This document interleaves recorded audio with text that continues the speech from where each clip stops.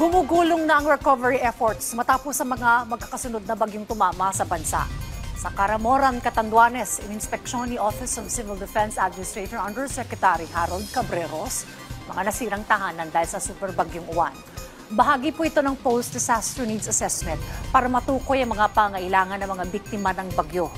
Sa Hinunangan at Silago, Southern Leyte naman, nagtungo si OCD, Deputy Administrator for Administration, Assistant Secretary Rafi Alejandro, kung saan nagpapatuloy ang pagbibigay ng tulong sa probinsya matapos hagupitin ng parehong bagyong Tino at Super Typhoon Uwan.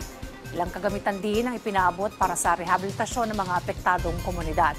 Patuloy naman ang pag-agapay ng higit sa 2,000 tropa ng Armed Forces of the Philippines para sa relief, rescue and recovery operations.